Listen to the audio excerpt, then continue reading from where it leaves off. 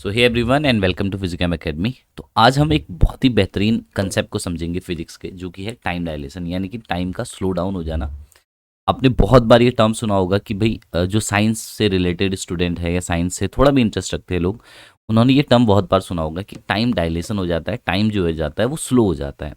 But time एक ऐसी चीज़ है, ठीक है, जिसको हमें मान पाना कि टाइम डायलेट हो जा रहा है, एक्चुअली स्लो हो जा रहा है, ये बहुत मुश्किल काम है। तो कुछ कैलकुलेशंस, कुछ तथ्यों के आधार पे हम यहाँ पर डिस्कस करेंगे कि किस तरीके से टाइम का डायलेशन होता है, किस तरीके से टाइम जो है आपका स्लो डाउन हो जाता है। ठीक है, तो आज समझने की कोशिश करते हैं कि भाई टाइम डायलेशन होता क्या है, किस तरीके से ये चीज़ों पे इफेक्ट करता है, रिलेटिव फ्रेम्स क्या होते हैं। देखिए, अगर इस कंसेप्ट को आपको सीखना है तो थोड़ी बहुत इंटरेस्ट से इस वीडियो को देखना पड़ेगा, तभी आप यहाँ तक पहुँच पाएंगे कि टाइम डायलेशन एक्चुअली हो रहा है या नहीं हो रहा है।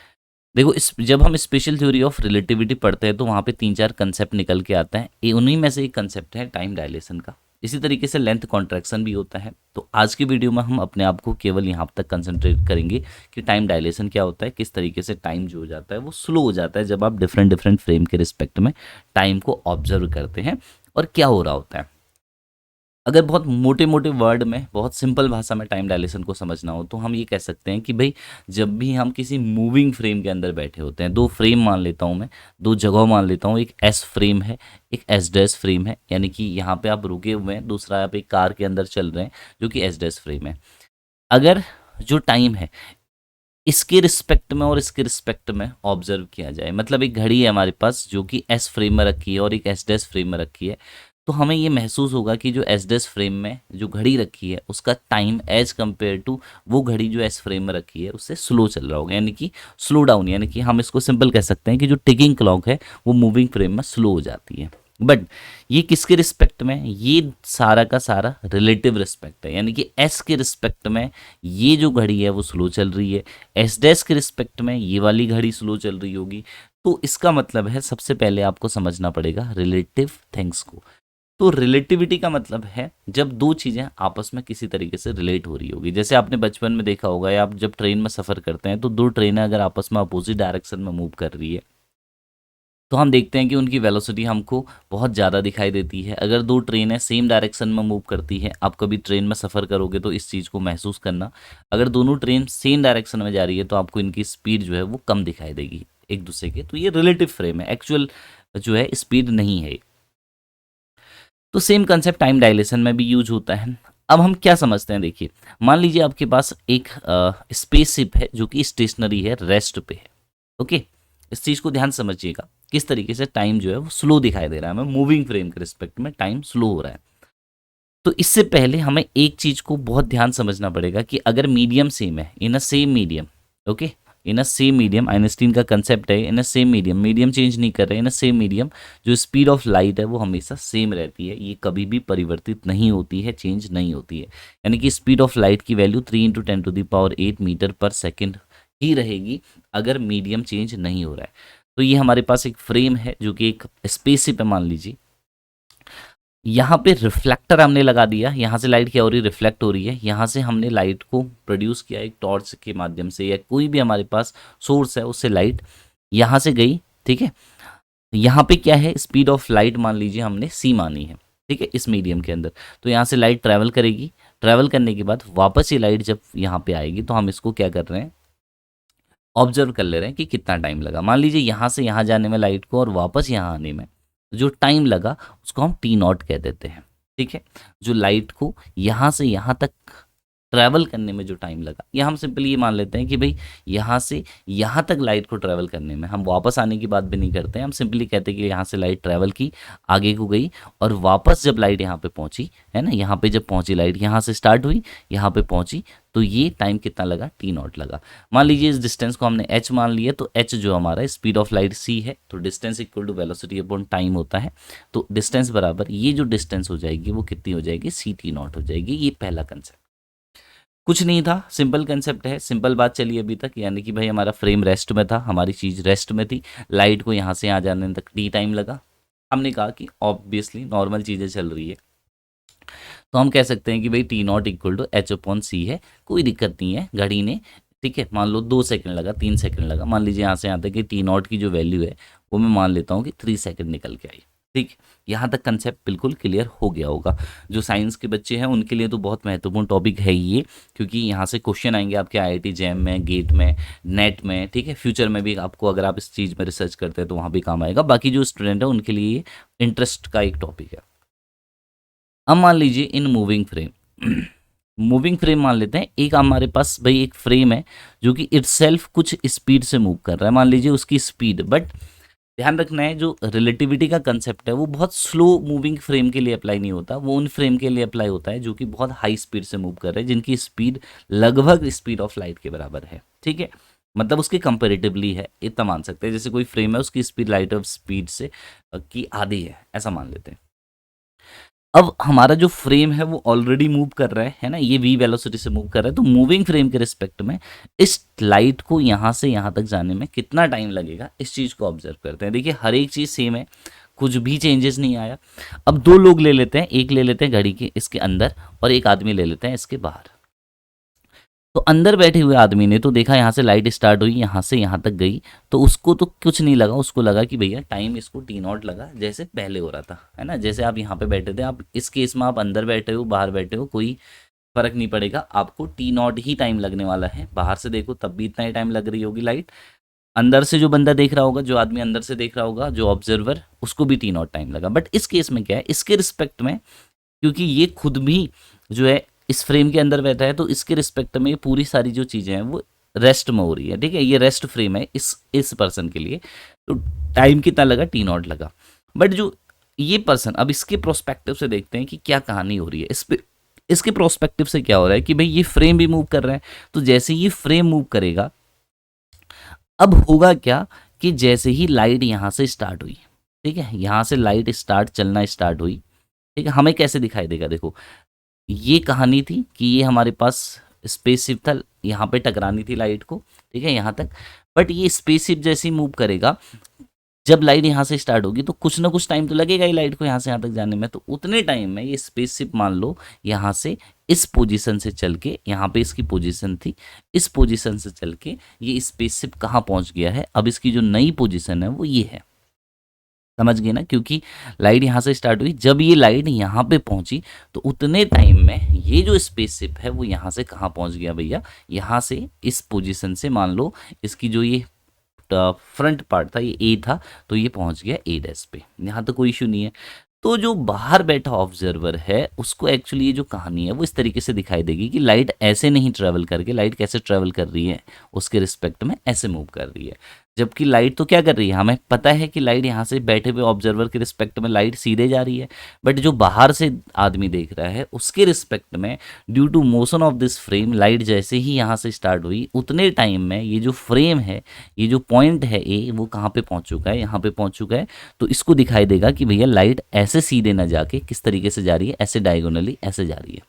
ठीक है, तो ये जो डिस्टेंस थी h मानी थी हमने, तो अब जो लाइट को डिस्टेंस ट्रेवल करनी पड़ रही है वो ग्रेटर है, यानी कि जो डिस्टेंस ट्रेवल है मूविंग फ्रेम के रिस्पेक्ट में लाइट को, जब हम बाहर से ऑब्जर्व कर रहे हैं, आउटसाइड द फ्रेम ऑब्जर्व कर रहे हैं, तो वो ग्रेटर है as compare to the distance with respect to the rest frame. ये बात समझ में आ गई। अब हमने कहा कि मीडियम सेम है, आइंस्टीन की थ्योरी कह रही है कि मीडियम अंदर वही है जो पहले था। तो जो स्पीड ऑफ लाइट है वो क्या रहेगी, स्पीड सेम रहेगी। तो अगर स्पीड सेम रहेगी तो velocity equal to speed equal to होता है distance upon time. Distance upon क्या होता है, टाइम। ओके, तो हमें पता है कि डिस्टेंस बढ़ चुकी है, तो अगर डिस्टेंस बढ़ेगी तो टाइम को भी क्या होना पड़ेगा, बढ़ना पड़ेगा, ताकि जो स्पीड है वो सेम रह सके। भाई ये जो डिस्टेंस है ये बढ़ रही है, तो अगर ये बढ़ेगी तो स्पीड बढ़ेगी, है ना। जबकि हमें स्पीड को क्या रखना है, कांस्टेंट रखना है। तो स्पीड को कांस्टेंट रखने के लिए हमें टाइम को भी क्या करना पड़ेगा, इंक्रीज करना पड़ेगा। तो इसका मतलब है कि हमें यहाँ से कंसेप्ट इतना समझ में आ गया कि अब टाइम, अब इस लाइट को जो है इस पॉइंट से, है ना, हम इसको अगर पॉइंट कहें P और इस पॉइंट को Q कहें, तो P से यहाँ तक पहुँचने में जो पहले टाइम लग रहा था T और अब जो टाइम लग रहा है उनमें डिफरेंस है। तो इसका मतलब है टाइम जो हो गया वो बढ़ गया इसके रिस्पेक्ट में। ठीक है, टाइम क्या हो गया, स्लो चला, मतलब बढ़ गया, मतलब टाइम डायलेशन हो गया ना, स्लो स्लो चल रहा है ना टाइम इसके रिस्पेक्ट में। अब इस बात को इस तरीके से समझते हैं, अब हमें ये बात समझ में आ गई कि यहाँ से यहाँ तक जाने में, है ना, अगर हम इस चीज़ को देखें, हम कहते हैं कि भैया यहाँ से यहाँ तक जाने में लाइट को c into T time, T not time लगा। उतने ही टाइम में जो हमने मूविंग फ्रेम के रिस्पेक्ट में है, मूविंग फ्रेम के रिस्पेक्ट में ये जो टाइम है t हो गया। तो यानी कि यहाँ से यहाँ तक जो डिस्टेंस है वो c इंटू टी होगी, डायगोनल डिस्टेंस है। उतने ही टाइम में जो हमारा फ्रेम है वो v वेलोसिटी से आगे को गया, तो ये वेलोसिटी यहाँ से कहाँ पहुँच गया, यहाँ पे, है ना, मूविंग फ्रेम के रिस्पेक्ट में vt हो गया। मैं यहाँ से बना रहा हूँ, ये सिंपल से जो कंसेप्ट है यहाँ से निकाल के ला रहा हूँ। ये बेस है, ये आपकी परपेंडिकुलर है, और ये क्या बन गया, हाइपोटेन्यूस बन गया। तो यहाँ से यहाँ तक जाने में लाइट को टी टाइम लगा है, पहले यहाँ से यहाँ तक जाने में टी नॉट टाइम लग रहा था। उतने ही टाइम में ये जो पॉइंट है वो यहाँ से यहाँ पहुँच गया। तो मुझे ये क्या मिला, राइट एंगल ट्राइंगल मिला। इस राइट एंगल ट्राइंगल से अगर मैं देखूं कि जो हाइपोटेन्यूस का स्क्वायर है वो परपेंडिकुलर का स्क्वायर प्लस बेस के स्क्वायर के बराबर होता है, ठीक है। तो अगर इस इक्वेशन को सॉल्व किया जाए थोड़ा सा, तो हमें एक रिलेशन मिलेगा टी के रिस्पेक्ट में। तो टी इक्वल टू मुझे मिलेगा t naught upon under root 1 minus v square upon c square. This is the equation for time dilation, है ना। ये जो इक्वेशन है टाइम डायलेशन के रिस्पेक्ट में है। जैसे मैं इसको समझा देता हूँ, मान लीजिए अगर कोई फ्रेम है जिसकी स्पीड लाइट की स्पीड से आधी है, ठीक है, c/2 स्पीड से जा रहा है, तो उसके रिस्पेक्ट में कितना टाइम डायलेट हो जाएगा, उसके रिस्पेक्ट में t naught upon under root 1 minus v square की जगह c/2 रखेंगे तो ये c²/2 हो जाएगा।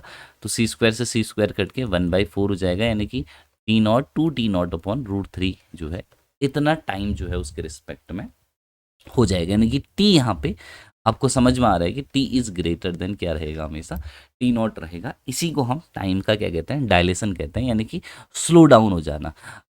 तो ये कब होता है, ये रिस्पेक्टिव फ्रेम में हो रहा है, ये ध्यान रखिए। एक फ्रेम ये है हमारा एस, है ना, एक फ्रेम ये है, तो इसके रिस्पेक्ट में इस अगर हम इसके रिस्पेक्ट में देखेंगे तो ये वाला टाइम स्लो चल रहा होगा, इसके रिस्पेक्ट में देखेंगे तो ये वाला टाइम स्लो चल रहा होगा। मान लीजिए एक आदमी एक स्पेसशिप के अंदर बैठा हुआ है और उसने जो टाइम कैलकुलेट किया कि वो 8 साल के बाद, ठीक है, 8 साल के बाद कहाँ पे आया, धरती पे वापस आया।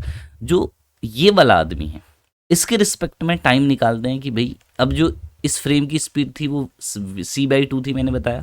तो इसके रिस्पेक्ट में देखते हैं कि टाइम कितना लगेगा। तो 8 साल तो वो टाइम है जो एक्चुअली में रेस्ट टाइम है, ओरिजिनल टाइम है, जो कि इसने खुद से मेजर किया, ठीक है, जो उस स्पेसशिप के अंदर बैठे हुए आदमी ने मेजर किया, 8 साल मेजर किया। हमारी दुनिया के रिस्पेक्ट में वो टाइम कितना है उसको जानने की कोशिश करते हैं। इस पे एक बहुत बेहतरीन मूवी बनी है, इंटरस्टेलर। आप उस मूवी को देखेंगे तो आपको जो है कुछ यहाँ पे कंसेप्ट समझ में आएगा कि भैया कैसे टाइम जो है स्लो चला, ठीक है। क्वांटम के ऊपर आधारित मूवी है वो। तो t equal to t naught upon under root 1 minus v square upon c square करें तो सी स्क्वायर यानी कि ये कितना आ जाएगा, 1/4 आ जाएगा। तो ये कुल मिला के आने वाला है 8 इंटू 2 अपॉन रूट 3, ठीक है। यानी कि ये लगभग आ गया 8×2 = 16, है ना। अगर हम इसको सॉल्व करके देखें, सिंपल मैथमेटिक्स है, अगर आपको मैथमेटिक्स पसंद नहीं भी है तो ये तो बहुत बेसिक मैथमेटिक्स है जो मैं यहाँ पे तो मैं बता रहा हूँ, ठीक है। तो इसको कैलकुलेट कर लेते हैं कि कैलकुलेट करने के बाद मुझे कितनी वैल्यू मिल रही है, ठीक है। भाई हम इसको कैलकुलेट करेंगे और कैलकुलेट करने के बाद समझेंगे कि what the value you getting out here. तो अगर मैं इस पूरे, जस्ट अ सेकेंड, ठीक है, रूट 3 की यहाँ पे वैल्यू रखते हैं, ठीक है। रूट 3 की एग्जैक्ट वैल्यू अगर मैं रखूँ तो this is comes out to be root 3 की जो एग्जैक्ट वैल्यू होती है 1.7320, ओके। तो 16/1.7320, तो डिवाइड करने पे देखो मुझे क्या मिलता है, ठीक है। अगर मैं 16 को डिवाइड करता हूँ 1.7320 से, तो ये कितना मिल रहा है, ये आ रहा है 9.23 सेकेंड, या ईयर, सॉरी, हम ईयर के रिस्पेक्ट में आ रहे हैं, तो ये 9.23 ईयर आ रहा है। यानी कि देखो, अगर कोई आदमी 8 साल किसी स्पेसशिप के रिस्पेक्ट में गया, ठीक है, तो उसके लिए तो कितने साल गुजरे, उसके लिए तो 8 साल ही गुजरे, ठीक है। उसकी एज तो 8 साल बढ़ी। बट जो बाहर वाले लोग हैं उनकी एज को देखें या उनके रिस्पेक्ट में देखें तो उनके रिस्पेक्ट में टाइम कितना हो चुका है, 8.23 ईयर हो चुका है। यानी कि जो इस ऐसा नहीं है कि आपकी एज नहीं बढ़ रही होगी, वो तो उतनी ही रहेगी जो नॉर्मली आपकी बढ़ रही है।